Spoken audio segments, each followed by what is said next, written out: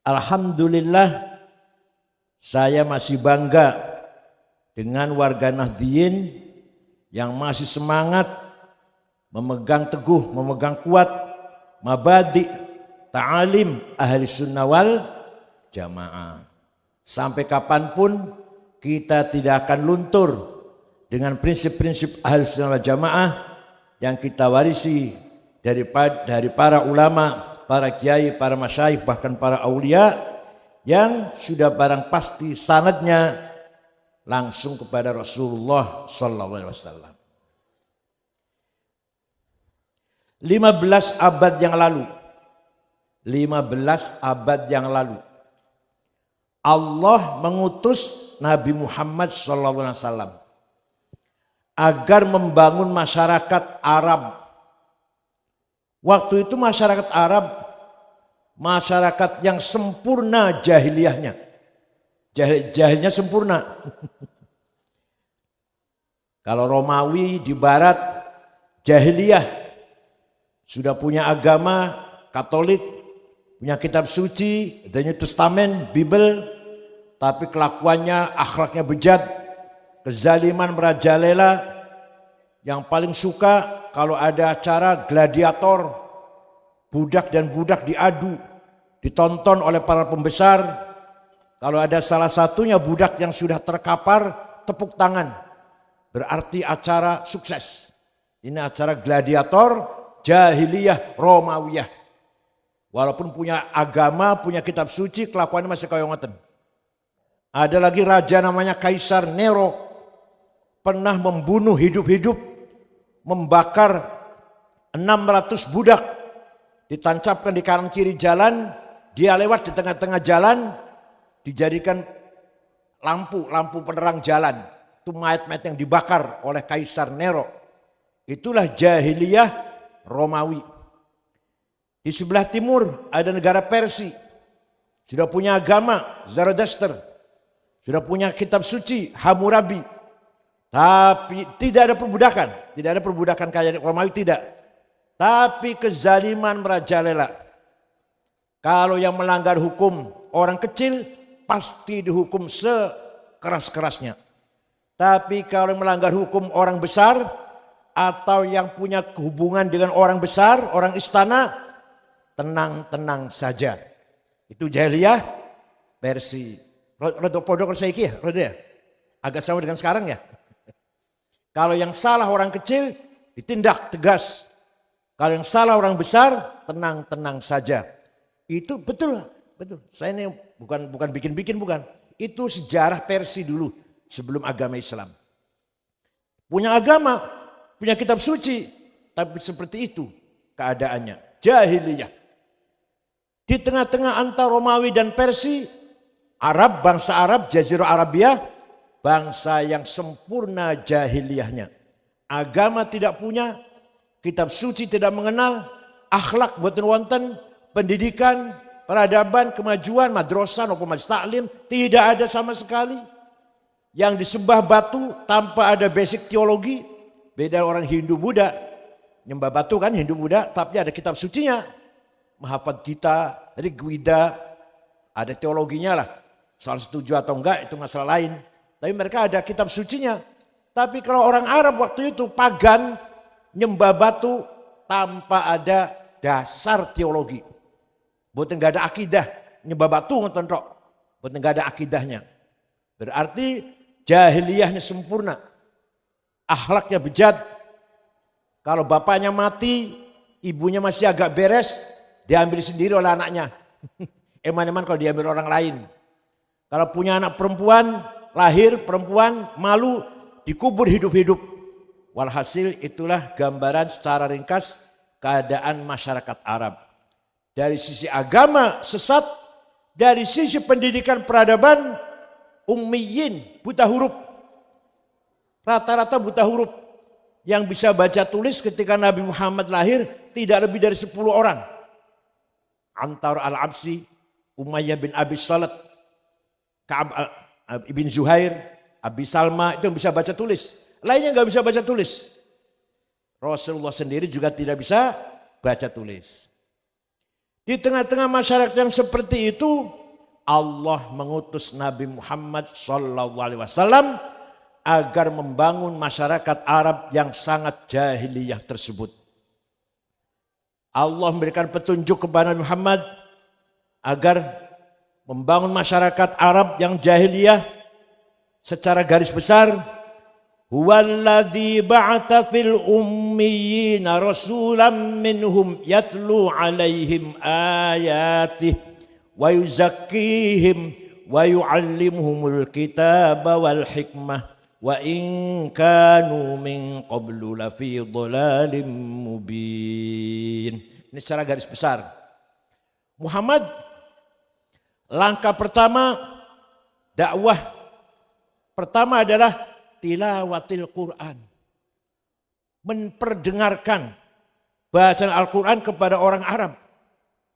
Orang Arab diperdengarkan Quran Muhammad. Soal terima atau enggak, pokoknya kamu harus membaca Quran kepada mereka. Nah ini pesantren Ar-Ridwan ini malam ini khatmil Quran berarti menjalankan perintah Allah kepada Nabi Muhammad.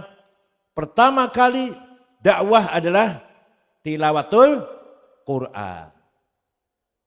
Kalau ada mubalig, ada penceramah, sama sekali nggak pernah ngetok kayak Quran, itu mubalig gombal tuh.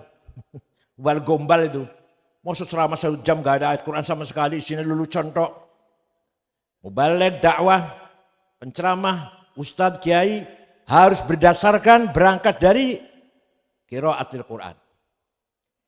Quran dibacakan Nabi Muhammad kepada bangsa Arab, terjadi pro kontra.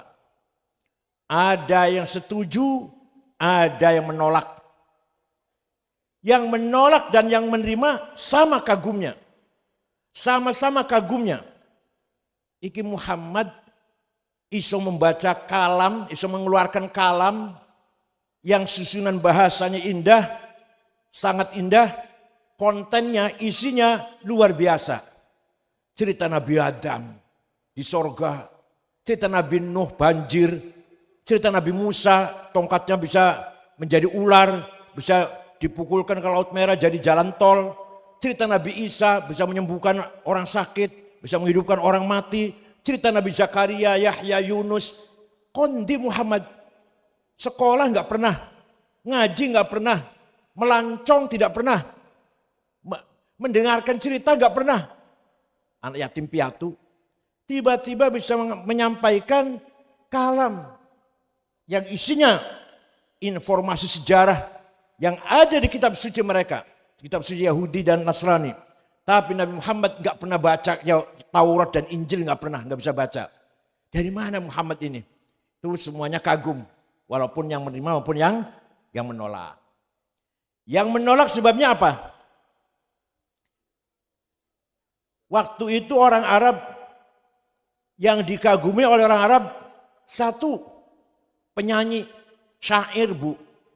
Orang jahiliyah sangat mengagumi, sangat mengeluk-elukan, menyanjung-nyanjung syair. Kalau ada pasar malam itu lomba baca syair. Mana yang paling indah dapat hadiah. Terkenal nanti. Nah, Muhammad ini pengen terkenal ini. Aneh ingin terkenal orang ini. Maka dia itu penyair Muhammad ini. Yang dibaca Muhammad itu syair. Karena Muhammad ingin terkenal. Quran menjawab, wa ma 'allamnahu syi'r wa ma yanbaghilah. Muhammad bukan tidak belajar syair dan tidak layak Muhammad menjadi penyair, tidak patut, tidak layak, tidak pantas Muhammad menjadi seorang penyair. Bukan syair yang dibaca oleh Muhammad itu. Ditolak oleh Quran. Ada lagi yang mengatakan, wah Muhammad ini dukun ini, paranormal ini. Karena orang Arab, orang jahiliyah sangat hormat pada paranormal. Sangat hormat pada paranormal, mengagumi paranormal.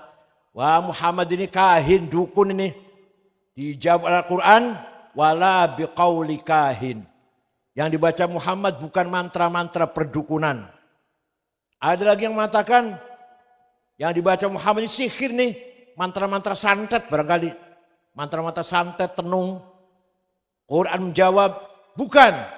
In huwa illa wahyu yuha. Wa yaquluna in hadza illa sihrun mubin. Mereka berkata Muhammad tukang sihir, yang dibaca itu adalah mantra-mantra sihir. Quran menjawab wa ma yantiqu 'anil hawa in huwa illa wahyu yuha. Yang disampaikan Muhammad bukan dari dirinya, bukan dari belajar dari orang, ustadz atau syekh atau guru, tapi betul-betul wahyu langsung direct dari Allah Subhanahu wa taala. Wah.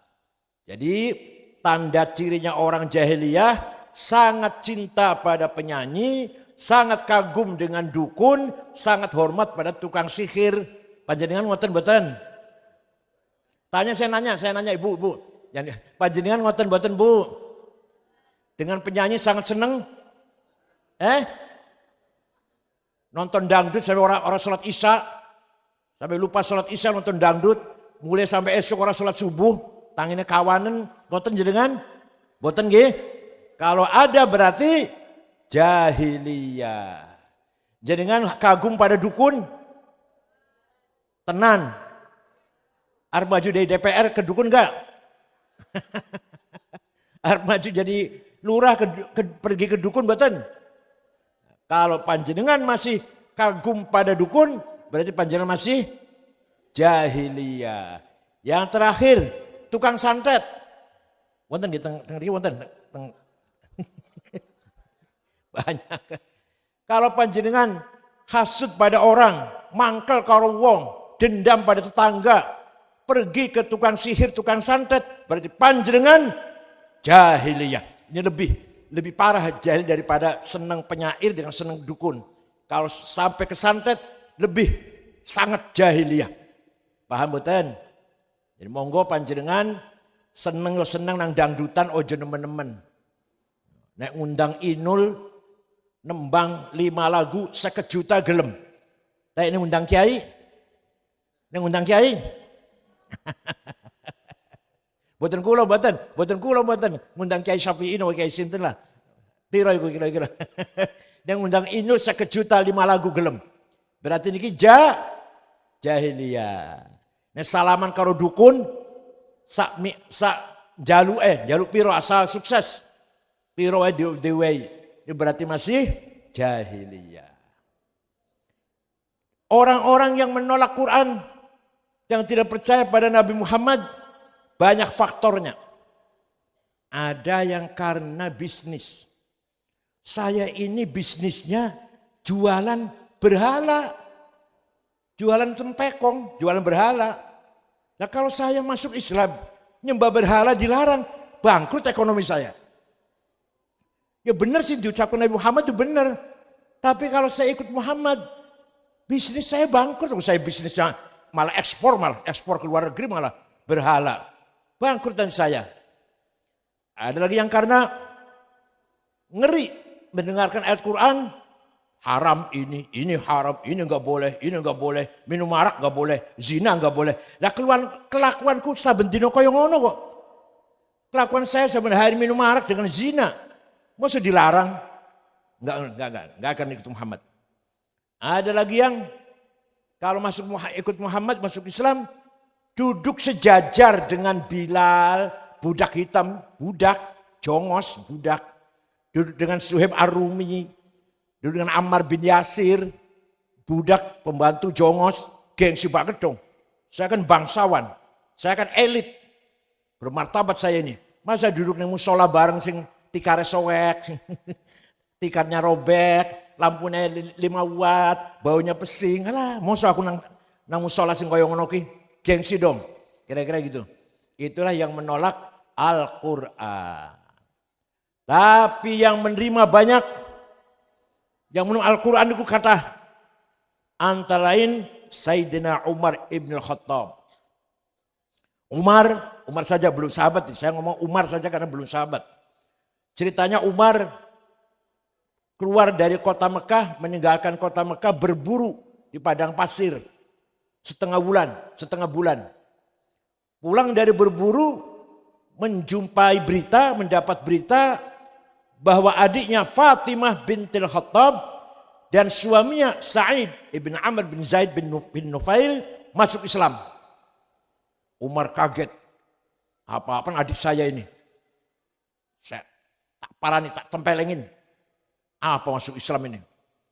Umar lari pergi ke rumah adiknya, ketok pintu, mendengar suaranya Fatimah, adiknya Umar, lagi baca Quran. Bismillahirrahmanirrahim. Taha ma anzalna alaikal Qur'ana litashqa illa tadhkiratan liman yakhsha tanzilan mimman khalaqal arda was samawatil ula ar-rahmanu 'alal 'arsy istawa.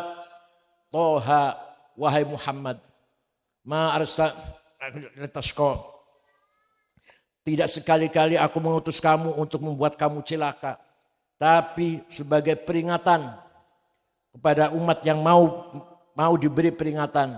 Quran diturunkan dari Allah Tuhan yang menciptakan bumi dan langit. Dialah Ar-Rahman yang menguasai jagat aras sampai ke ujung alam semesta. Itu Umar mendengarkan ayat itu, Bu, gemeter, kemeringat. Jadi kan nek Quran kemeringat betul, Bu. Malah anggap malah ya.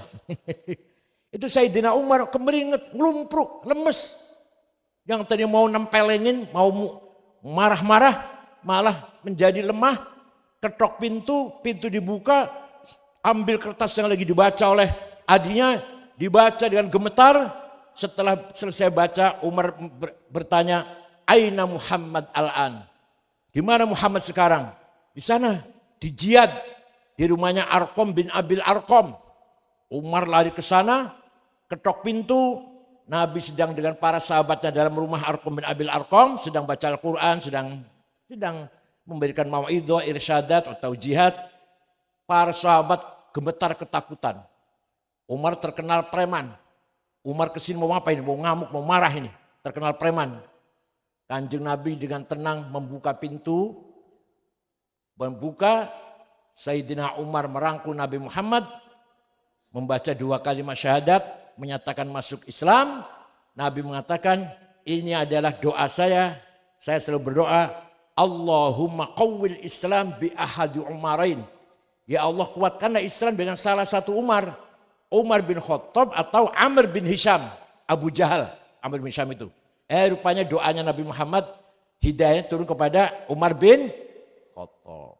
Setelah itu kata Sayyidina Umar begini, ya Rasulullah, para sahabat, sekarang ngaji, baca Quran, sholat jangan di sini, di masjid. Ayo di masjid, ada saya. Di Masjid Haram, jangan sembunyi di rumahnya Arqam bin Abil Arqam. Ayo terang-terangan. Terus Umar berkata, barang siapa yang ingin istrinya jadi janda, anak yang jadi yatim piatu, silahkan lawan saya.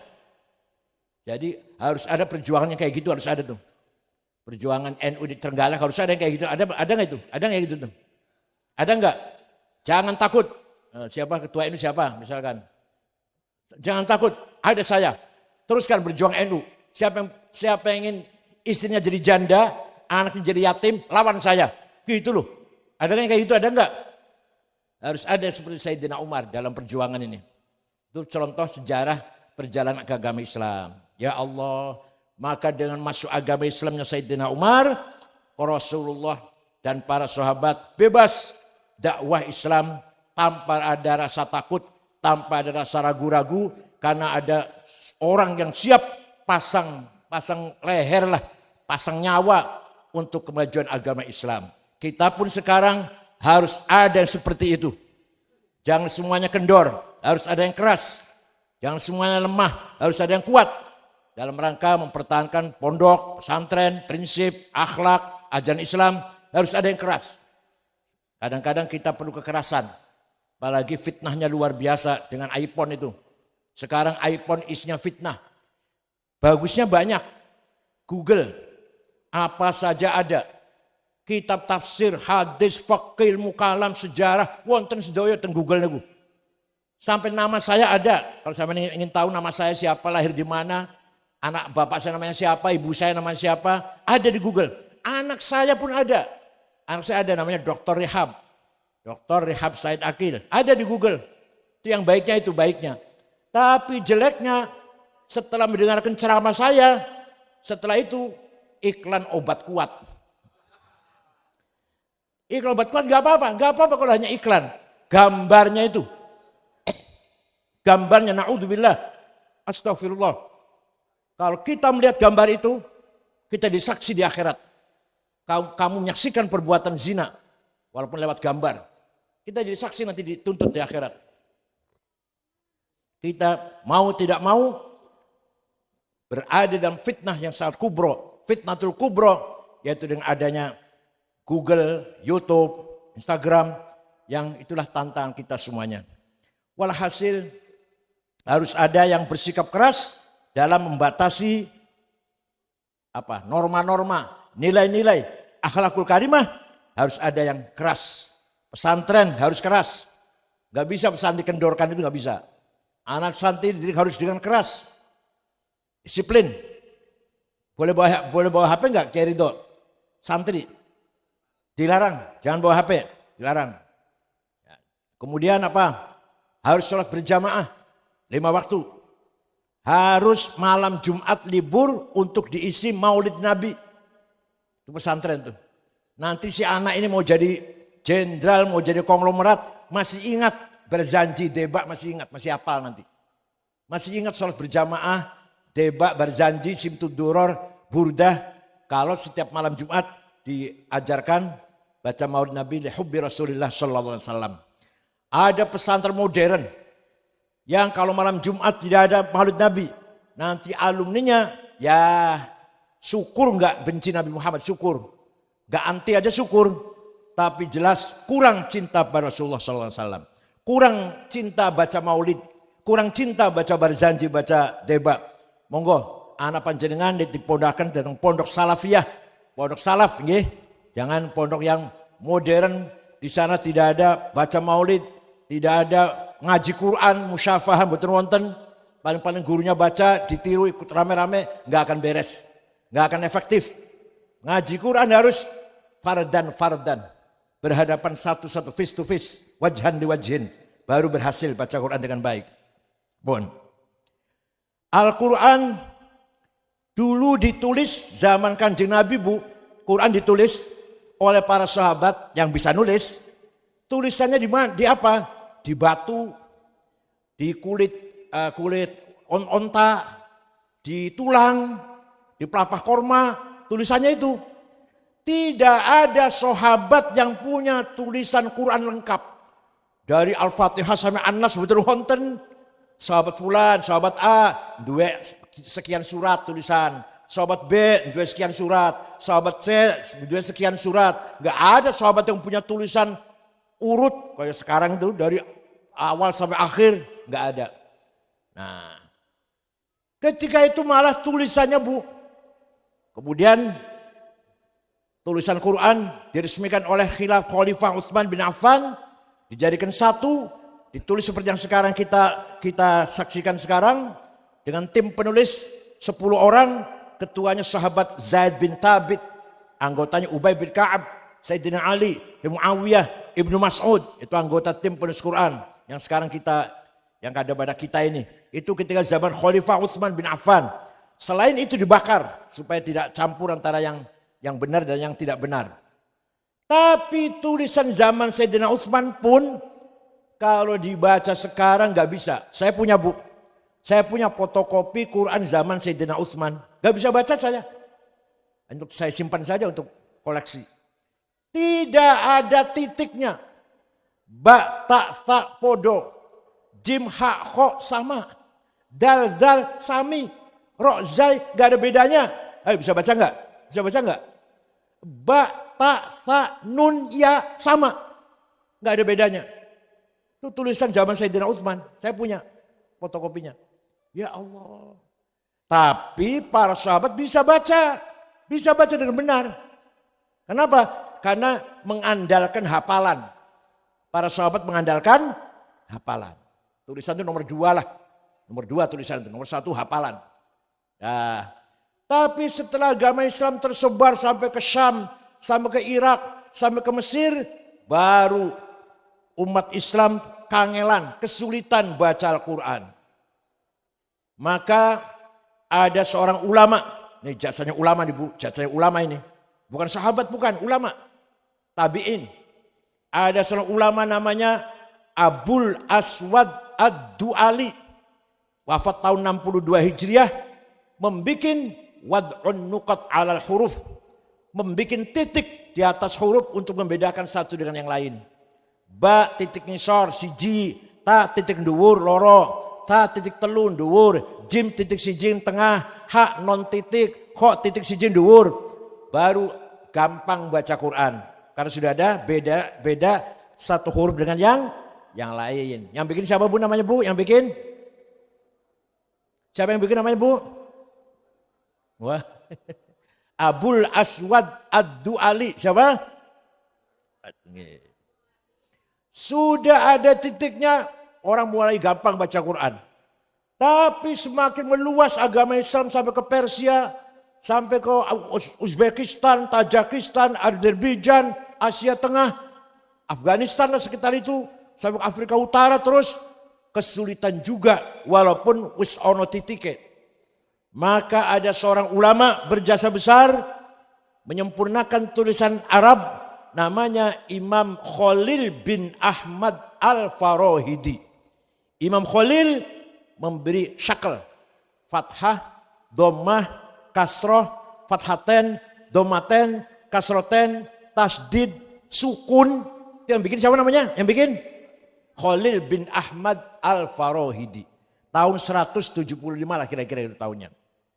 Sudah ada titik, sudah ada harokat. Masih banyak orang baca Quran salah.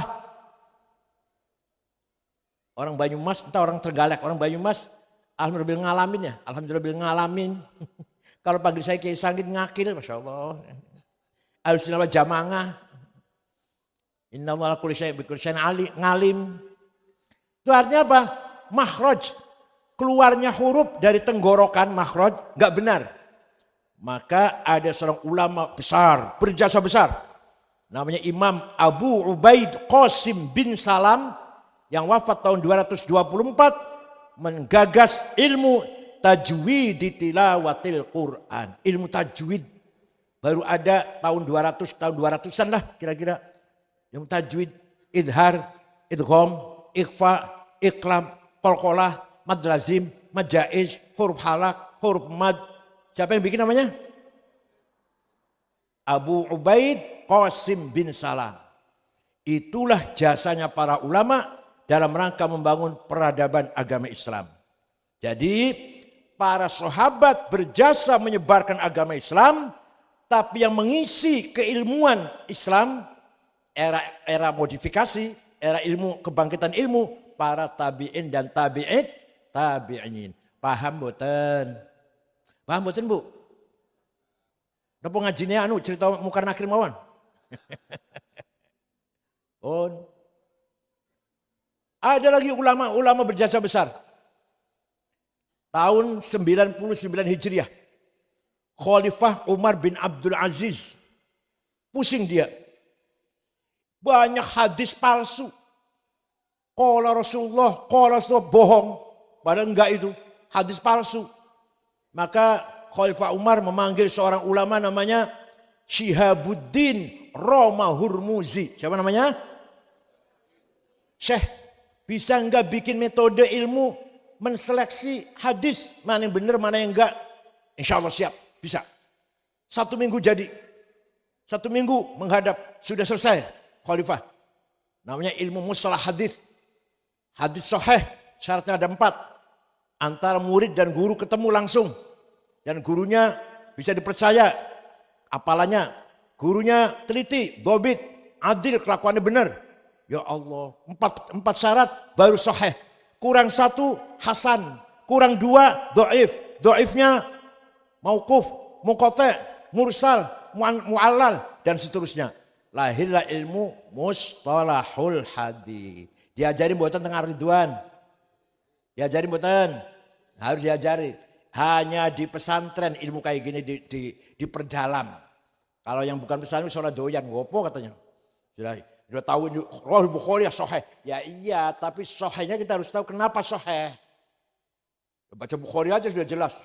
Bukhari kan pasti sahih. Ya iya betul. Baca Bukhari pasti sahih. Tapi kenapa itu hadis menjadi sahih? Harus tahu sebabnya. memenuhi syarat ada 4. Ngoten nggih? Muttasil, dhabit, thiqah dan adil. Kurang 1 hasan, kurang 2 dhaif. Ya. Itu ulama berjasa besar. Ada lagi orang baca Quran. Annallaha bari'um minal musyrikin wa rasulih. Allah tidak melindungi orang musyrik dan tidak melindungi rasulnya. Wa rasulih. Allah tidak melindungi orang musyrik dan tidak melindungi Rasulullah. Salah. Salah. Bacanya harus annallaha bari'um minal musyrikina wa rasulah. Artinya bukan wa rasulah. Allah tidak melindungi orang musyrik dan Rasulullah pun tidak melindungi orang musyrik. Paham betul? Paham betul? Kalau wa rasulih, Allah tidak melindungi orang musyrik dan tidak melindungi Rasulullah. Tapi kalau wa rasulah, Allah tidak melindungi orang musyrik dan Rasulullah pun tidak melindungi orang musyrik. Lahirlah ilmu nahu, grammar. Ilmu nahu digagas oleh Imam Amr bin Qumbur, terkenal dengan panggilan Imam Sibawe. Paham boten? Kalau paham saya teruskan nih, kalau nggak paham saya balik lagi dongeng Mungkar Nakir. Paham boten? Pun. Ada lagi. Imam Syafi'i. Namanya Abu Abdullah Muhammad bin Idris bin Uthman bin Abbas bin Syafi' bin Musayyab bin Ubaid bin Abdul Yazid bin Abdul Muttalib. Itu nama Imam Syafi'i itu. Lahir tahun 150 Hijriah di Ghazah yang sedang digempur Israel. Itu desanya Imam Syafi'i lahir di situ. Tahun 150 Hijriah. Wafat di Fustat, Kairo tahun 204. Jadi usianya hanya 54. Imam Syafi'i itu usianya hanya 54 tahun. Tua saya sudah 70 tahun, Masya Allah. Saya sudah 70. Imam Syafi'i 54. Jadi ada orang usianya pendek tapi jembar, ada orang usianya panjang tapi sempit. Yang panjang sempit lumayan pilkada suara 1 lah. Bapaknya Gus Dur, Kiai Wahid Hasyim 39 wafat. Imam Nawawi 45 wafat. Imam Ghazali 55. Saya 70, Masya Allah. Sekluyen. Dosa tok isinya. Pun. Suatu hari Gubernur Abdurrahman Al-Mahdi, Gubernur Mawaro An-Nahr, Gubernur Transoksania, kirim surat pada Imam Syafi'i. Gubernur, namanya siapa namanya? Abdurrahman Al-Mahdi. Kirim surat pada Imam Syafi'i. Syekh, saya ingin paham agama Islam, ingin paham syariat Islam. Bagaimana caranya, Syekh? Imam Syafi'i memanggil muridnya, namanya Rabi' bin Sulaiman Al-Muradi. Rabi' sini. Ada surat dari gubernur nanya bagaimana caranya memahami syariat Islam. Naktub ar-risalah. Ayo kita nulis surat, dibalas. Imam Syafi'i dikte, imla, dikte, Rabi' nulis.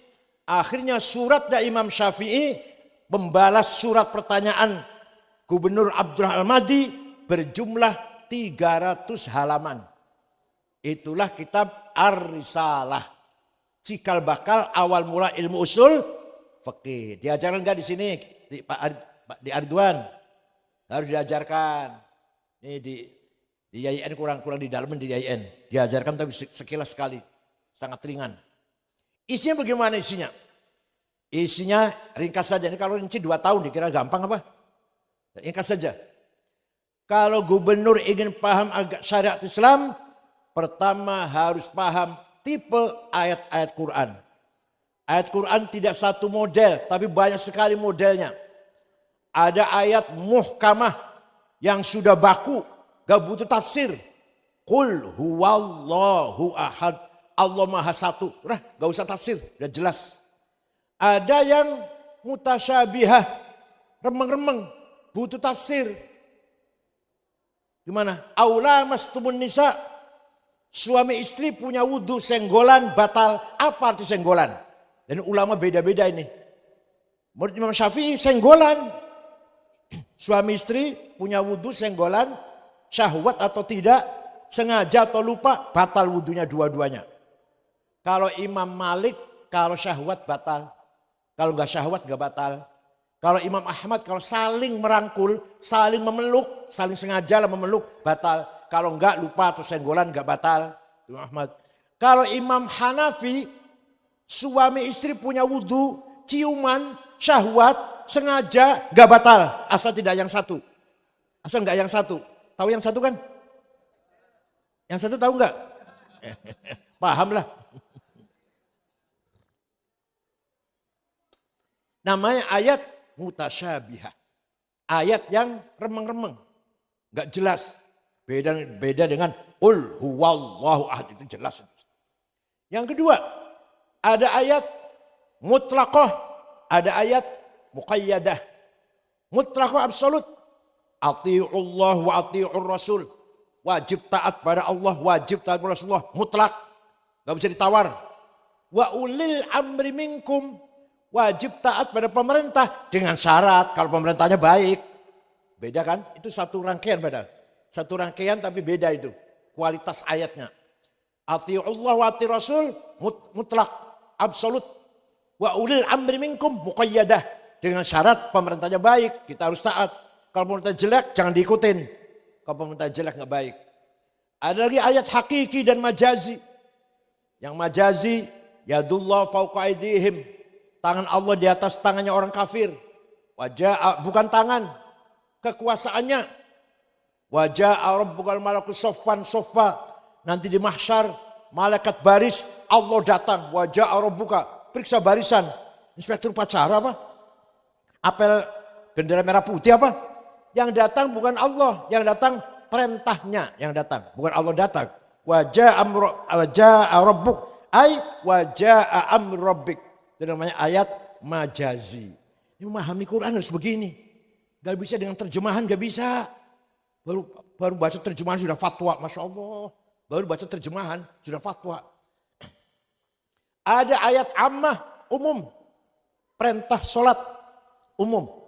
Semua, kapan saja, siapa saja, kapan saja, di mana saja, wajib sholat 5 waktu. Ada perintah tapi khusus, wajib perang. Kapan itu? Kalau lagi perang. Bukan kalau lagi aman ngebom, bukan. Redaksinya perintah, redaksinya. Waqatilu, wajahidu. Sama, redaksinya perintah. Tapi perintah itu kalau lagi perang, maka wajib siap kita melawan. Kalau nggak wajib perang, kalau tidak lagi perang, tidak wajib perang. Tidak wajib jihad kalau nggak sedang perang. Beda dengan sholat. Wajib sholat kapan saja, di mana saja. Itu namanya ayat ammah dan ayat khosoh. Ada ayat nasikhah yang mendelit, ada ayat mansukhah yang didelit. Ya Allah. Ini kayak gini ya ilmunya para kiai ini, bukan ilmunya para SAG. Ya Allah. Nyun sewu. Bon. Kalau tidak ada orang ahli begini, pemahaman syariat Islam akan hancur. Kalau hanya tidak paham seperti ini, Islam hanya namanya doang, nama tulisan doang Islam. Tapi isi daripada pemahaman Islam nol. Itu beberapa tipenya ayat Quran. Kalau sudah paham Quran belum cukup. Kata siapa? Kata Imam Syafi'i kepada Gubernur Abdul Hamadi. Sudah paham Quran belum cukup. Harus hadis. Kenapa? Karena Quran perintah sholat 62 kali. Aqimus sholah, aqomus sholah, yuqimunas sholah, aqimis sholah. 62 kali perintah sholat, wajib sholat, harus salat. Tapi Quran tidak menjelaskan berapa kali sholat sehari semalam. Namanya apa sholat itu? Ada enggak Bu di Quran? Ada enggak? Enggak bisa jawab, enggak pernah baca Quran nih. Ada enggak Bu? Sholat itu sehari semalam 5 kali. Namanya zuhur, asar, maghrib, isya, subuh. Ada di Quran? Enggak ada. Kalau ibu jawabnya ada pasti enggak pernah baca Quran. Baca cuma kulhu, falak, nas, al-fatihah, alif lam mim, ayat kursi, dalam samawat, la ilaha illallah, subhanallah azim, al-fatihah, berkat, tahlil. Dia penting, tahlil penting. Tidak ada. Begitu pentingnya sholat. Rukun Islam. Sholat itu. Begitu pentingnya sholat. Perintahnya sampai 62 kali. Quran tidak menjelaskan Berapa kali sholat itu? Namanya apa sholat itu? Enggak ada di Quran. Ada di hadis. Furidat alaikum khamsu maktubat. Ad-duhur wal asr wal maghrib wal isya wal fajr. Diwajibkan kepada kamu sekalian sholat 5 kali sehari semalam. Namanya duhur, asar, maghrib, isya, fajr. Quran apa hadis? Hadis. Dah, ini baru sholat deh. Ini baru masalah sholat. Belum yang lain-lain. Ini baru masalah sholat. Di hadis ada penjelasan sholat 5 kali. Namanya duhur, asar, maghrib, isya, subuh. Tapi hadis juga tidak menjelaskan prakteknya sholat. Caranya sholat. Apa saja komponennya sholat. Unsurnya sholat. Yang harus dipenuhi. Gak ada di hadis. Maka kata Imam Syafi'i, tidak cukup hanya dengan Quran dan hadis. Setelah Quran dan hadis, akal harus dipakai. Apa? Akal. Akalnya ulama bukan akalnya orang Trenggalek. Akal semayi Trenggalek. Semayi ngerti enggak semayi? Ampas kelapa itu yang dimasak lagi namanya semayi kan ya? Ampas kelapa harus diperas, masih kasih kecap, kasih garam, kasih bawang, dimakan lagi namanya semayi namanya. Orang Cirebon tuh. Ampas tauco ngerti? Sampahnya kecap tuh yang hitam. Nah, akal harus dipakai. Kata Syafi'i. Gak cukup Quran hadis. Akal harus dipakai. Akal ada 2. Akalnya ulama kolektif. Musyawarah. Namanya ijma. Apa namanya? Konsensus. Kesepakatan. Akalnya ulama dewe-dewe. Namanya kias. Apa namanya? Analogi. Jadi gak cukup kalau hanya Quran hadis. Jangan ikut Syafi'i monggo, gak ikut gak apa-apa, gak paten. Ikut Syafi'i silakan. Kalau Syafi'i gak cukup Quran hadis. Kenapa? Sebab yang menjelaskan kepada kita caranya sholat. Ini baru sholat loh, baru sholat. Caranya haji, caranya ibadah, caranya apa sajalah. Prakteknya sholat itu adalah hasil ijma'nya para ulama. Para ulama sepakat sholat ya seperti yang kita lakukan itu. Arkanus sholati sab'ata asyar. Rukun sholat 17. Takbiratul ihram nomor 1.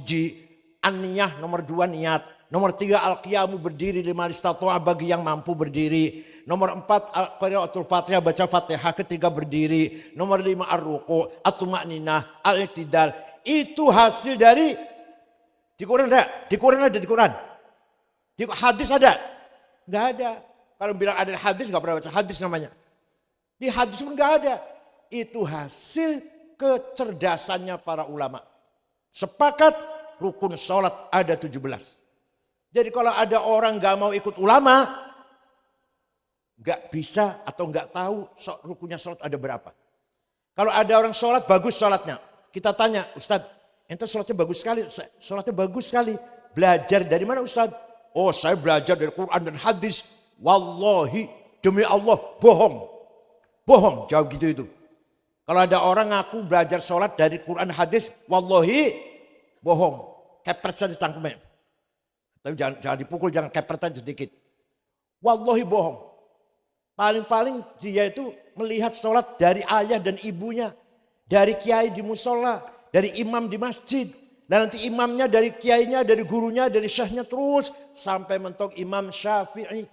Imam Syafi'i dia punya guru, Imam Malik. Imam Malik punya guru, Imam Robi'ah. Imam Robi'ah punya guru, Imam Khorijah. Imam Khorijah putra sahabat Zaid bin Thabit.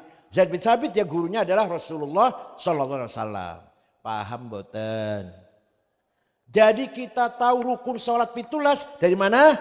Ijma'ul ulama. Maka kita nggak bisa nggak pakai ijma'. Tidak usah ikut ulama, langsung saja Quran dan hadis. Sini saya tanya, sini. Ente bilang langsung saja ikut Quran hadis. Hadis yang paling sahih itu hadis siapa? Bukhari. Imam Bukhari udah cukup, Imam Bukhari. Saya juga tahu, masa saya ketua umum PBNU nggak tahu. Saya juga tahu hadis yang nomor 1 hanya Imam Bukhari. Saya juga tahu, masa nggak tahu. Tapi ente nggak tahu Imam Bukhari yang hafal hadis 600.000 yang diseleksi menjadi 4.000 yang sahih. Imam Bukhari ahli hadis nomor 1 itu muridnya Imam Syafi'i, goblok. Taklid dari Imam Syafi'i. Imam Bukhari ahli hadis tuh taklid dari Imam Syafi'i. Baca aja kulitnya, kulit kitabnya, kulit sampulnya tuh. Sahih Bukhari, Jama' wa Tasnif Muhammad bin Ismail al-Bukhari, Syafi'iyul madhab. Tuh. Yang hafal hadis Imam Bukhari taklid pada Syafi'i, NTSAG, ya Allah, Quran Tulung Agung, gak mau taklid pada Syafi'i. Sombongnya Masya Allah. Imam Bukhari taklid pada Syafi'i. Nah Imam, alhamdulillah, kalau itu Imam Tirmidzi deh, Imam Tirmidzi. Tirmidzi itu muridnya Imam Ishaq bin Rahaweh. Ishaq bin Rahaweh muridnya Syafi'i. Udah Abu Dawud. Abu Dawud itu muridnya Imam Ali bin Hasan. Ali bin Hasan muridnya Imam Syafi'i. Ayo, mau apa? Walhasil kita tidak bisa praktek ibadah kalau tanpa taklid pada salah satu imam 4 di Indonesia, kebanyakan atau mayoritas semuanya madzhab Imam Syafi'i. Itu akal yang kolektif. Ada lagi akal sendiri-sendiri. Akal dewe-dewe. Namanya kias. Ada 9. Ada berapa? 9. Kias burhani, aulawi, mantiki, jadali, istiqra'i, tamthili, khitobi, syi'ri, ikna'i. Kias burhani contohnya apa? Sabu-sabu, narkoba, haram atau halal? Wonten di Quran? Wonten di Qur'ane inna sabu. Wonten? Ning hadis wonten qala semua sabu-sabu haram wonten? Lah kok bisa haram? Ayo berani-berani mengharamkan dari mana? Berani-berani mengharamkan. Dari kias. Namanya kias burhani, kias fakta. Ini barang fakta memabokkan. Kalau mabokkan berarti sama dengan khomer. Khomer di Quran ada. Ya ayyuhalladzina amanu innamal khomru wal maisiru wal ansabu wal azlam rijsum min amali syaitan fajtanibuh. Khomer itu haram. Di Quran wonten. Nah ini barang podo karo khomer. Podo-podo memabokkan. Maka hukumnya sama haram. Kalau mau direntet, kalau mau bahasa Arab. Hadza muskirun. Ini barang memabokkan. Wa kullu muskirin khomrun. Sedang memabokkan masuk golongan khomer. Wa kullu khomrin haram. Khomer itu haram. Fahadha haram. Hadza muskirun namanya muqaddimah surah. Premis minor. Ada muskil wa kullu muskil khamrun premis major wa kullu khamrin haram legal statement qaul syarih wa hadza haram positive conclusion. Itu namanya ilmu mantik itu. Ya Allah. Paham betul? Diajarkan enggak di Aridwan ini? Diajarkan tidak? Harus diajarkan. Harus dijaga ilmunya, harus dijaga ini. Kalau enggak ada yang doyan selain orang pesantren. Selain orang pesantren enggak doyan ilmu kayak gini ini. Baru sangat penting sekali. Bagaimana kita memahami, menggunakan, apalagi kita ahli munas, ahli musyawarah nasional, bahtul masail, harus dipakai. Nah, adanya ijma' dan kias, adanya metode akalnya kiai ulama itu, menghasilkan ilmu namanya ilmu fikih. Jadi ilmu fikih yang berjilid-jilid itu, hasil ijma' dan kias. Ilmu fikih itu, yang berjilid-jilid sampai mahali 40 jilid, Majmu' 24 jilid. Dari yang kecil Sapinah, Sulam, Fathul Qawari, Fathul Mu'in, Fathul Wahab. Itu hasil dari ijma' dan qiyas. Hasilnya adalah ilmu namanya ilmu usul, ilmu fikih. Paham betul? Ada lagi qiyas aulawi. Qiyas aulawi. Nempeleng ayah dan ibu. Boleh tidak? Betul. Di Quran ada? Enggak ada. Quran tidak melarang, jangan nempeleng ayah ibu, enggak ada. Jangan mukul ayah ibu. Yang ada wala taqul lahuma uffi wala tanharhuma. Kamu jangan ngomong kasar, kamu jangan bentak-bentak ayah ibu, dosa. Kalau gitu kita masuk rumahnya ayah ibu, enggak usah bentak, enggak usah ngomong kasar, tempelengnya aja gitu. Ya enggak. Kalau bentak saja haram, ngomong kasar saja haram. Lebih-lebih nempeleng. Namanya kias apa? Aulawi. Kias lebih-lebih namanya. Ini hasil daripada kias seperti itu. Walhasil kita tidak akan benar menjalankan syariat Islam tanpa kita mengikuti salah satu mazhab 4 yang terutama sekali di Indonesia, mazhab Imam Syafi'i. Tidak mungkin kita bisa sholat kalau tanpa ijma' dan kias. Tidak mungkin kita bisa tahu hukumnya ini, hukumnya itu, narkoba atau apalah, hukumnya cloning, hukumnya sholat Jumat di kantor. Sholat Jumat di kantor itu bagaimana hukumnya? Ya kalau Jumatnya tanggal kerja, kalau Jumatnya tanggal merah libur, nggak ada Jumatan di kantor, itu gimana? Sah apa enggak itu jadinya? Walhasil hukum-hukum itu semuanya dikembangkan melalui ijma dan qiyas. Pun, itu Imam Syafi'i jasanya bu. Satu lagi, masih mau. Satu lagi jasanya Imam Asy'ari. Imam Abul Hasan Ali al-Asy'ari. Madhab kita dalam akidah. Imam Asy'ari membaca Quran bu. Baca Quran. Bola bali. Selesai. Mulai lagi. Hatam. Awit meneh. Balik lagi dari pertama. Kesimpulannya Imam Asy'ari. Allah mempunyai sifat 20 yang wajib. Itu kesimpulan dari baca Qurannya Imam Asy'ari. Di Qurannya enggak ada yang mengatakan sifat Allah 20, enggak ada. Redaksi begitu enggak ada, penegasan itu enggak ada. Itu kesimpulan dari Imam Asy'ari bahwa Allah punya sifat yang wajib 20. Berarti lawannya mustahil 20, yang jaiz 1. Bagi Rasul, Anbiya, Rusul 4 yang wajib, 4 mustahil, yang jaiz 1, jadi 50. Itu kesimpulan kecerdasannya Imam Asy'ari. Di Qur'annya enggak jelas kayak gitu, enggak. Malah Imam Asy'ari memutuskan, menetapkan nomor 1 sifatnya Allah yang wajib, sifat wujud. Padahal di Quran enggak ada. Ayo jenengan nate maca Quran, wonten innallaha wujud. Wonten mboten?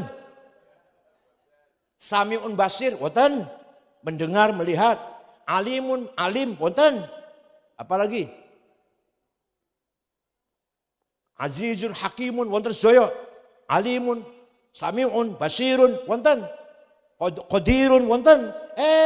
Sifat innallaha wujud, betul wonten. Tapi Imam Asy'ari menetapkan, memutuskan bahwa sifat yang wajib nomor 1 malah sifat wujud. Ya Allah. Gimana cara berpikir Imam Asy'ari? Menurut Imam Asy'ari, kita ini sebenarnya tidak ada. Kita ini sebenarnya tidak ada. Tapi kita ini diadakan oleh yang ada.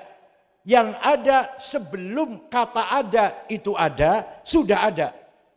Bahkan kita menggunakan kata ada atau kata tidak ada karena ada yang ada. Maka yang ada hanyalah yang ada. Alah, paham ora iki?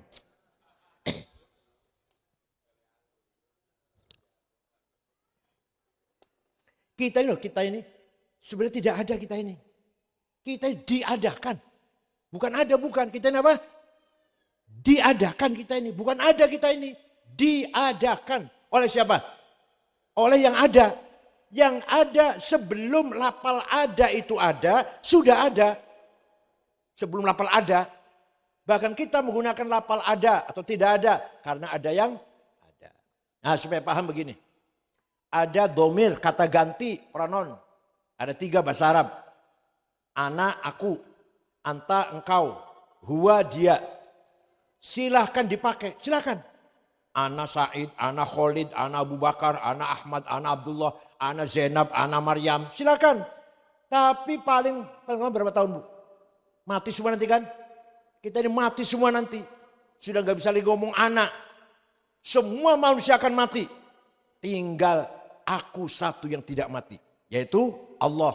La ilaha illa ana fa'budni. Tidak ada Tuhan kecuali anak. Jadi anak itu Tuhan. Aku itu loh Tuhan.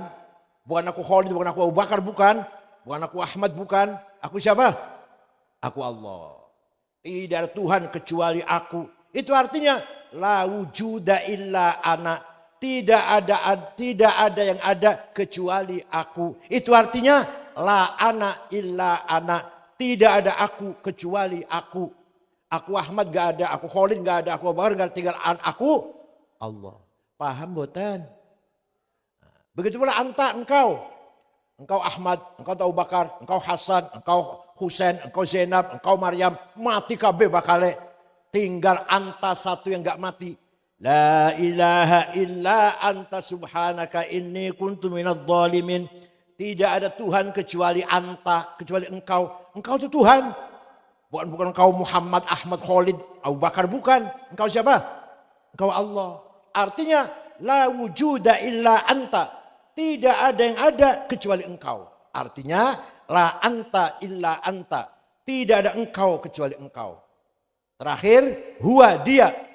Dia Ahmad, dia Abu Bakar, dia Khalid, dia Hasan, dia Husain, dia Zainab, dia Maryam. Mati kabeh. Tinggal dia satu yang gak mati. La ilaha illa huwal hayyul qayyum. Tidak ada Tuhan kecuali dia. Artinya la wujuda illa huwa. Tidak ada yang ada kecuali dia. Artinya la huwa illa huwa. Tidak ada dia kecuali dia.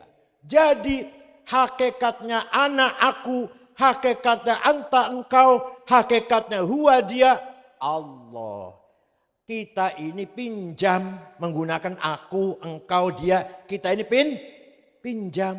Maunya berapa tahun pinjamnya? Jawab, maunya berapa tahun pinjamnya? Kita pinjam, aku Said pinjam ini. Maunya berapa tahun pinjamnya? Jawabnya terserah yang meminjemin. Siapa tahu pulang dari sini diambil, siapa tahu. Jadi hakikatnya aku siapa? Allah. Hakikatnya engkau? Allah. Hakikatnya dia? Allah. Maka dalam zikirnya Thariqah Syattoriyah ada zikir ya hu. Ngoten nggih? Anu Kiai Syafi'i ada zikir seperti itu supaya betul-betul fokus bahwa tidak ada yang ada kecuali dia. Hu. Kalau la ilaha illallah terlalu panjang. La ilaha illallah panjang. Tinggal illallah masih panjang. Allah masih panjang. Hu. Itu Thariqah Syattoriyah. Thariqah Syekh Muhyib Pamijaan Tasikmalaya dan Syekh Rauf Singkel Kuala Sia di Aceh. Hadirin saya hormati. Jadi menurut Imam Asy'ari sifat Allah 20 yang wajib, 20 mustahil itu mengambil dari pemahaman intisari Al-Quran agar kita bisa mengenal Allah. Kalau kita nggak tahu sifat, kita nggak bisa menyapa, memanggil Allah nggak bisa. Kalau kita tahu sifat Allah, kita bisa memanggil sifatnya, asma'nya dan sifatnya. Karena kita tidak bisa melihat zatnya. Itulah jasanya para ulama, Imam Asy'ari, Imam Syafi'i, dan imam-imam yang lain.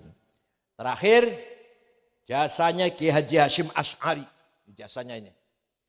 Ki Haji Hashim Asy'ari dalam menghadapi kenyataan Khilafah Utsmaniyah bubar. Sistem Khilafah Utsmaniyah bubar tahun 1924. Dibubarkan oleh seorang ideolog sosialis nasionalis sekuler, Mustafa Kamal Ataturk. Maka Hashim Asy'ari segera memberikan jawaban tantangan agar umat Islam Indonesia lepas dari Khilafah Utsmani tidak sekuler. Ya bahasa Mbah Hashim bukan sekuler bahasanya. Tetap semangat beragama. Bahasanya Mbah Hashim. Ya, bukan bahasa sekarang sekuler lah. Agar umat Islam Indonesia tetap semangat beragama. Karena Turki setelah Khilafah bubar, Kementerian Agama dibubarkan. Nama tidak boleh Arab. Nama orang gak boleh Arab. Muhammad gak boleh. Mehmet. Ali, Alija. Khadijah, Cetice. Gambar khalifah dilarang. Pakai kopiah putih, pakai gamis di luar masjid dilarang. Dalam masjid boleh. Keluar gak boleh. Adzan gak usah pakai sound system. Dilarang. Dulu. Sekarang sudah boleh. Dulu waktu pertama kali Mustafa Kamal Ataturk berkuasa itu. Sekuler. Walhasil agama dipinggirkan. Silakan agama urusan pribadi. Pemerintah negara nggak ikut campur masalah agama. Itu setelah Khilafah Utsmaniyah bubar. Kiai Hasyim Asy'ari menjaga, ngopeni, merawat imannya kita semuanya. Agar bangsa Indonesia Muslim ini imannya tetap semangat Islam, tapi walaupun negaranya nasional. Tidak ada pimpinan khilafah. Negara sendiri, Indonesia negara sendiri. Gak ada pusatnya kan, gak ada khilafah, sistemnya nasionalis kebangsaan. Tapi tetap kita seorang Muslim yang jihad, yang berjuang untuk memajukan agama Islam. Di samping kita juga memperjuangkan kemerdekaan, memperjuangkan kebesaran, keutuhan, persatuan Republik Indonesia. Itu Hasyim Asy'ari. Maka Kiai Hasyim Asy'ari mempersatukan antara teologi dan politik kebangsaan, antara iman dan nasionalisme. Dengan jargon yang sangat terkenal, hubbul waton minal iman. Ini di luar negeri nggak ada. Di Timur Tengah, percaya pada saya lah. Saya di Timur Tengah 13 tahun. Saya di Timur Tengah 13 tahun. Dari S1 sampai S3. Tidak ada ulama mengatakan hubbul waton minal iman. Memang kalau orang sekarang juga orang Wahabi kadang tanya, mana hadisnya hubbul waton minal iman? Ini bukan hadis kok. Hasyim Asy'ari kok hadis? Yang nggak ada. Yang nggak ada hadisnya. Kiai Hasyim Asy'ari mengatakan nasionalisme bagian dari iman. Kamu nasionalis harus beragama, beriman, bertuhan. Kamu beragama, bertuhan, harus nasionalis, cinta tanah air. Man laisa lahu ardun laisa lahu tarikh. Wa man laisa lahu tarikh laisa lahu dzakirah. Barang siapa tidak punya tanah air, tidak punya sejarah. Sejarah itu diukir dia karena kita punya tanah. Paham betul? Sejarah Trenggalek dari luhur. Ya karena ada tanah namanya Trenggalek. Sejarah Majapahit, ada negara namanya Majapahit. Sejarah Brawijaya, Sriwijaya, sejarah Pajajaran. Ya kan ada negara namanya Pajajaran. Kalau nggak ada negara, nggak ada tanah air, ya nggak ada sejarahnya. Sejarah itu diukir di atas tanah air. Waman laisa lahu tarikh, laisa lahu dzakirah. Barang siapa tidak punya sejarah, ya akan dilupakan oleh generasi yang akan datang. Seperti suku Kurdi. Suku Kurdi sekarang nggak punya tanah air. Suku Kurdi, negara Kurdi nggak ada. Sukunya ada. Negara Kurdi nggak ada, sebagian di Irak, sebagian di Iran, sebagian di Suriah, sebagian di Turki. Ada semua tuh di lingkaran itu tuh. Nggak punya tanah air sendiri, ya sudah nggak ada sejarahnya. Hilang sejarahnya. Padahal ulama-ulama dari Kurdi dulu banyak. Sulaiman Al-Kurdi, pengarang kitab Tahrir. Naqsyabandi itu orang Kurdi juga. Syekh Naqsyaband Syah itu orang Kurdi. Tapi sejarah Kurdi sekarang nggak ada. Karena tidak punya tanah air. Oleh karena itu Hasyim Asy'ari luar biasa Pak. Luar biasa Mbak Hasyim Asy'ari itu. Berjasa terhadap negara, berjasa terhadap agama. Umat Islam tidak sekuler, tapi juga umat Islam nasionalis. Kita ini NU nasionalis, tulen, cinta tanah air tulen. Wajib pertahankan tanah air. Man mata li ajli watonihi mata syahidan. Barang siapa mati demi tanah airnya mati syahid. Wa man khana li watonihi halalun damuh. Barang siapa berkhianat kepada tanah airnya boleh dibunuh. Walaupun tidak kafir. Kiai Hasyim Asy'ari enggak ngafirkan orang, enggak pernah mengkafirkan orang. Ada orang jadi anteknya Belanda, jadi anteknya Jepang misalkan, boleh dibunuh. Halal, tapi enggak kafir, enggak kafir, tetap Islam. Jadi luar biasa statement Hasyim Asy'ari tahun-tahun 20-an, tahun-tahun sampai segitu sebelum lahirnya Nahdlatul Ulama. Di Timur Tengah tidak ada ulama nasionalis, tidak ada nasionalis yang ulama. Di Timur Tengah. Yang nasionalis, Jamal Nasir, Hafid Asad, Saddam Hussein, Muammar Gaddafi, Habibur Ghaibah, Jafar Numeri. Nasionalis, tidak mikirin agama Islam. Ya, agamanya Islam, tapi bukan pejuang Islam. Yang berjuang Islam tidak pernah bicara tanah air, nasionalisme. Hasan Banna, Said Qutb, Ashmawi, Zaki Muhandis, Hasan Hudaybi, Umar Tilimsani, pejuang Islam, bukan pejuang nasionalis. Di Indonesia, Kiai Hasyim Asy'ari, pejuang Islam dan pejuang nasionalis. Kiai Wahab, pejuang Islam, pejuang nasionalis, pahlawan nasional. Kiai As'ad, pejuang Islam dan pejuang negara Indonesia. Wahid Hasyim, pejuang Islam dan pejuang tanah air. Kiai siapa lagi? Idham Khalid, pejuang Islam, pejuang nasionalis. Ini luar biasa. Di Timur Tengah nggak ada Pak. Luar nggak ada. Ulama-ulama saja, nasionalis saja. Yang Islam saja, yang nasionalis saja. Itu di Timur Tengah. di kita alhamdulillah, maka tidak mudah perang saudara kita ini. Perpindahan dari Orde Baru ke Orde Reformasi, kalau di Timur Tengah barangkali belum selesai sampai sekarang. Bukti Afghanistan 40 tahun perang saudara sampai sekarang. Masjid dibom, Maulid Nabi dibom, rumah sakit, madrasah dibom. Presidennya hafal Quran, Burhanuddin Robbani hafal Quran, presiden dibunuh, kafir katanya, antek Amerika. Di Indonesia memang ada korban. Waktu perbedaan dari Pak Harto ke reformasi ada korban, ada keributan, ada. Tapi sangat-sangat singkat, hanya 6 bulan. Tenang kembali, kita bersatu kembali. Ada sedikit kegaduhan waktu reformasi itu. Tapi kalau di Timur Tengah, Sudan sampai sekarang belum selesai. Libya belum selesai. Yaman ribut terus. Tuh, negara Timur Tengah. Islamnya benar, Islamnya baik. Tapi akhlaknya morat-marit. Budayanya hancur. Saling membunuh. Bukan hanya saling bertengkar. Saling membunuh. Coba. Afghanistan itu Bu. Penduduknya 100% Muslim. 97% madhabnya Hanafi. Ahli Sunnah wal Jamaah. Torkata Naqsyabandiyah. Tapi paten-patenan terus. Padahal hanya 7 suku. Ingin gak kita ke sana? Main-main ke sana ingin gak itu? Ingin tidak? Gak ingin. Tapi Jepang agamanya gak jelas. Agama Shinto namanya. Islam bukan, Kristen bukan, Hindu, Buddha bukan. Tertib, aman, bersih. Gak ada copet, gak ada calo, gak ada penodong, gak ada perampok. Ingin gak main ke sana? Ingin. Coba. Jadi di sini adalah apa? Akhlak, budaya. Bukan agama, bukan. Orang mau datang ke Trenggalek bukan tanya agamanya apa orang Trenggalek. Aman tidak Trenggalek? Saya mau ke sana. Mau kemana? Mau ke Trenggalek. Aman tidak Trenggalek ya? Itu yang ditanyakan. Aduh, hati-hati ke Trenggalek. Aku pernah rono, sholat yang masjid sepatu hilang. Hati-hati. Saumpama. Atau sebaliknya, aman. Aku pernah ke sana, dompetku lali nang wudu, 2 hari masih utuh. Gak ada yang ngambil. Tuh, akhlak. Jadi yang ini tuh akhlak. Bukan agama, bukan. Wa innamal umamul akhlaqu ma baqiyat fa inhumu dahabat akhlaquhum dahabu. Martabatnya umat adalah akhlaknya, bukan agamanya. Orang akan menghormati bangsa kita kalau kita budayanya baik, akhlaknya baik, pemerintahnya enggak korupsi, tidak ada mafia keadilan, mafia hukum, tidak ada perampok, begal, pencopet, kriminal, pelaku kriminal, kita akan harum namanya.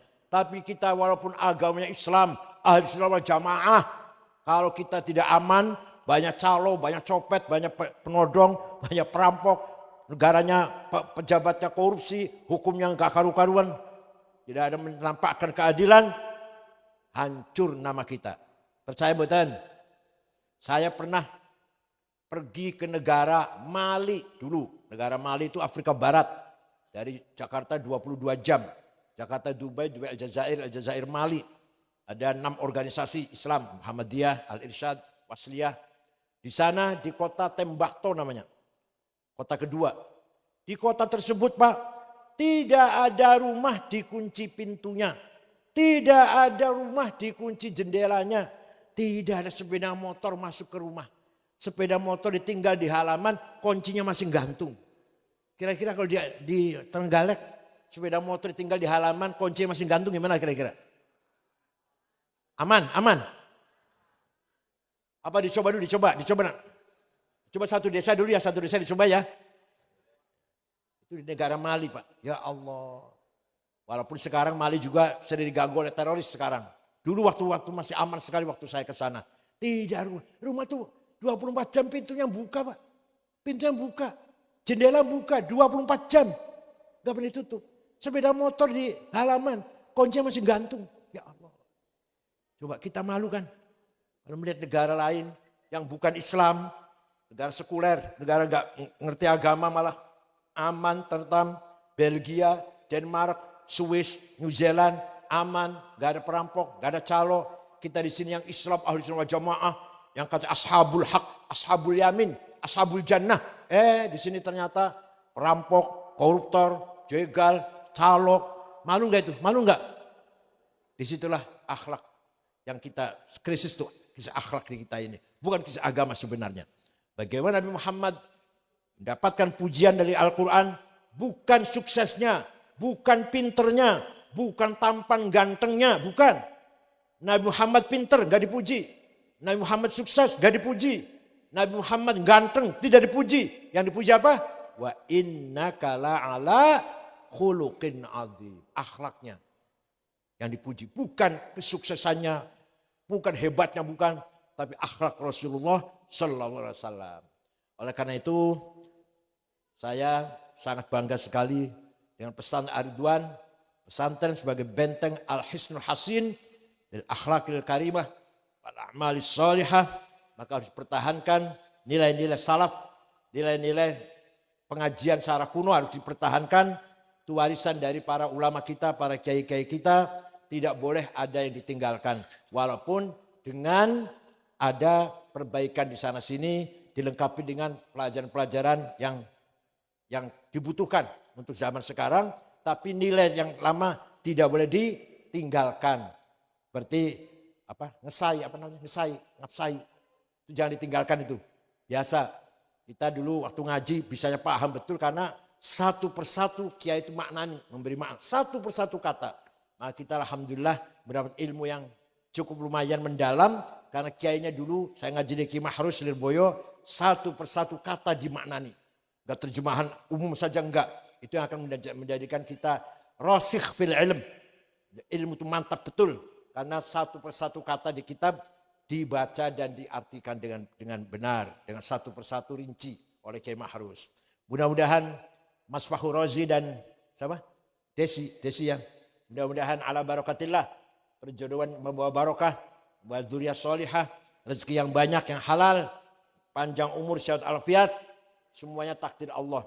Jadi jodoh itu takdir Allah. Wa min ayatihi an khalaqo, ciptaan create. Jodoh itu create. Kita jodoh dengan istri itu ciptaan Allah sama dengan khalqus samawati wal ard. Ya, create ya. Tapi kalau mawaddah sakinah ja'ala. Apa arti bedanya? Allah menjadikan, kalau jodoh Allah menciptakan khalaqo. Karena kalau mawaddah dan rahmah harus diupayakan. Harus diikhtiarkan. Tidak bisa kita berpangku tangan kemudian lahir mawaddah. Tidak bisa.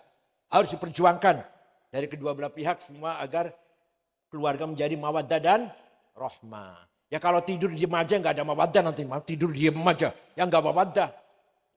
Maka mawaddah rahmah harus bergerak. Harus kemeringat. Harus jelalatan. Nanti akan mawaddah dan rahmah. Mawaddah dari asma Allah Al-Wadud. Artinya apa? Allah mengasihi hambanya yang baik-baik. Hamba yang baik, yang soleh dapat mawaddahnya Allah. Kalau enggak. Begitu pula suami baik, istri taat. Istri baik, suami taat. Timbal balik, mawaddah. Tapi kalau rahmatnya Allah tidak pandang bulu. Kepada semua makhluknya. Setan iblis pun dapat rahmatnya Allah. Satu detik rahmatnya Allah berhenti, berantakan alam semesta ini. Rahmat tuh. Begitu pula suami istri. Seperti saya ini dengan istri, tinggal rahmatnya. Mawaddah sudah enggak ada. Tinggal rahmatnya.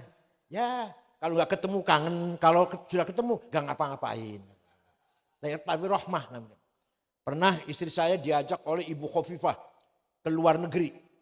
Kalau Ibu Khofifah cuma 5 hari, tapi rombongan yang lain sampai 24 hari. Ya Allah kangennya Masya Allah. Luar biasa kangennya itu, kayak pengantin baru lagi kangennya itu. Begitu datang nggak ngapa-ngapain tuh. Waras, oleh-oleh. Itu namanya tinggal apa? Rahmah. Sudah saya usahakan, sejamu yang madu Arab ya, pokoknya yang dari Wonosobo Purwoceng udah saya minum sudah. Enggak jalan. Saya sudah 70 tahun tinggal rahmah, kasih sayang yang umum seperti Allah merahmati makhluknya yang baik, yang tidak baik, yang soleh, yang tidak soleh, iblis setan pun dapat rahmatnya Allah. Inna fi dzalika laayatin liqaumin yatafakkarun. Perjodohan mengandung rahasia Allah. Ya Mas Fauzi, mengandung rahasia Allah. Ibunya Pak Jokowi ketika masih hamil Pak Jokowi apa tahu? Ini anak mau jadi presiden. Tahu nggak kira-kira? Ibu saya ketika mengandung saya, ini anak mau jadi ketua umum PBNU ini 2 periode. Tahu nggak kira-kira? Dan begitu pula Mas Rozi nanti kalau istrinya hamil nggak tahu akan jadi apa. Tapi siapa tahu anaknya 4. 1 jenderal, 2 konglomerat, 3 ulama besar, 4 profesor doktor. Mau Pak Rozi?